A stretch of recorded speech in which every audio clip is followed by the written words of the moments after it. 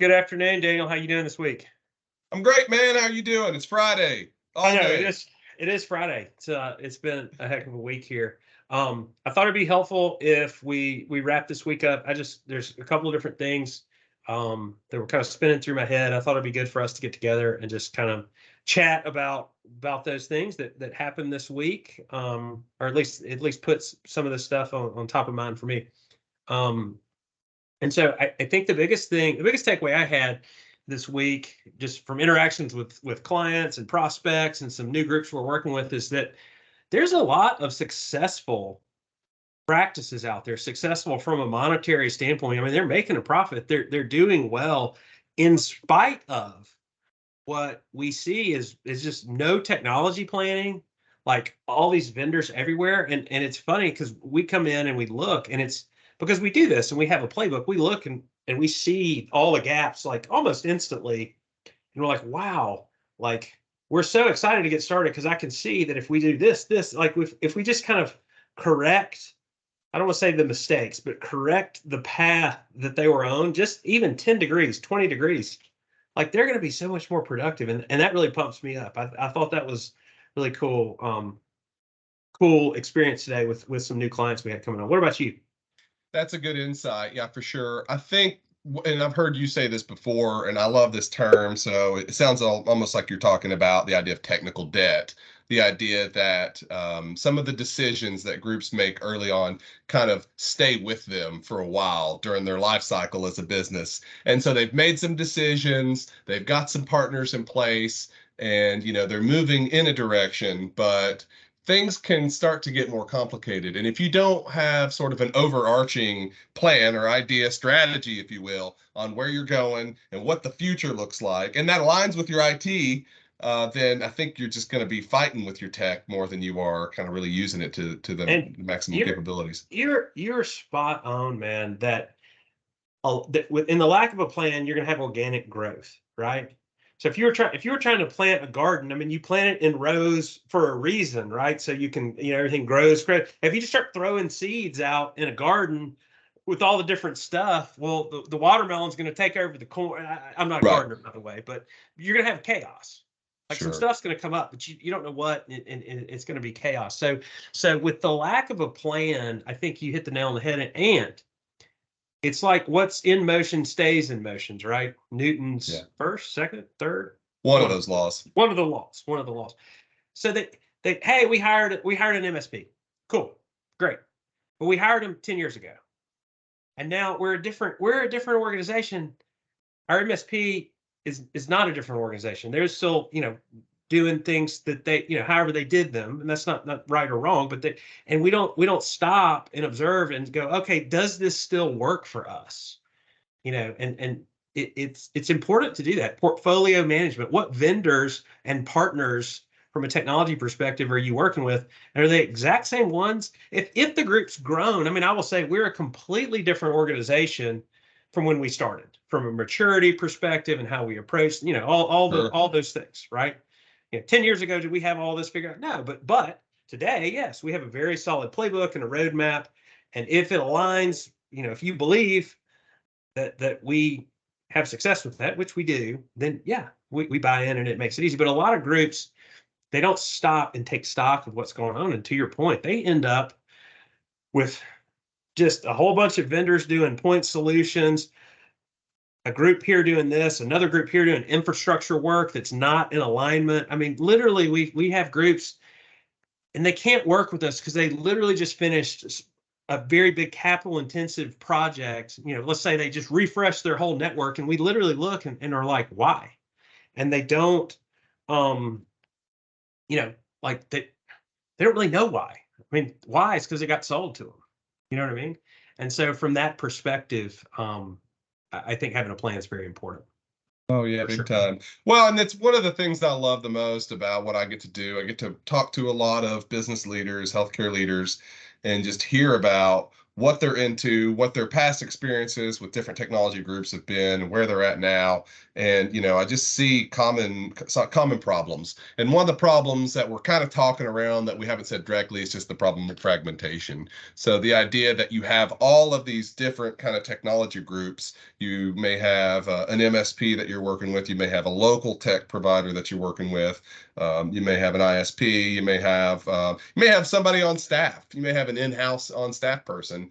And then, but when you have all of these different groups, like, who is kind of running the show? Is it the C-level? Are they running the show? Are they asking for what they think they need this week?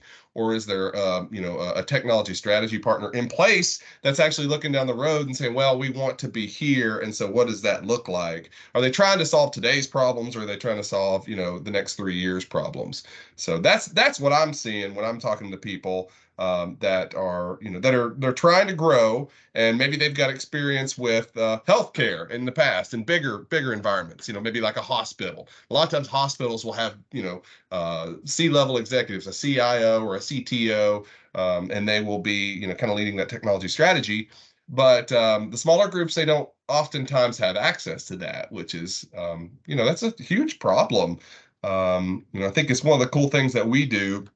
And of course, I'm saying this because I did it for over a year. But the virtual or the fragmentary CIO part of that, I think that's really cool. And having that kind of leadership, even from an outside perspective, I think that's just a really cool, very valuable thing to add to an organization. So it's like, okay, you're going to bring in a CIO, you're going to bring in an IT director, or can you just work with a partner that also has this level of experience already kind of baked in? Sure. I think it's great. It depends on your group size. Like the larger the group, Sure. the larger the group, the more chance that there is going to need to be a CIO or somebody on that side that Right. interfaces with a group like us. Just because there's more stuff. Because look, if IT in a big organization now, it's supporting HR functions, it's supporting staffing and credentialing. I mean, it becomes very quickly that yeah, the network and all that stuff being up, I mean, that's table stakes. And yes, we do that very well, and we can sort all that out for a group. But in a larger group, they're going to also need that maybe CIO level, person on their side to help internally coordinate the best use of IT resources. And that gets into the I information versus the T, which we might talk about it another time. But back to this week and just trying to keep this short and sweet. My biggest takeaway again was that there's a lot of groups that are successful in spite of their technology, not because of it. And I think there's a huge opportunity for those groups to work with a group like ours and all of a sudden just really boost that to that next level of productivity and profitability. And P.S.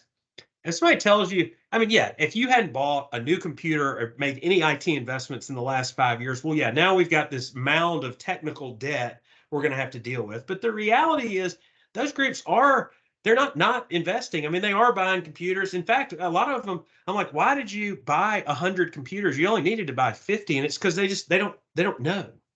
And so it's not even an issue oftentimes of proper investment. It's just not the right investments. And so that's Mhm. what makes me excited. I'm like, hey, look, what you're spending on IT, we could potentially even reduce it. But I know this, for what you're spending on IT, we're going to get you a 2, 3, 4x return versus today you're getting like maybe a 0.5.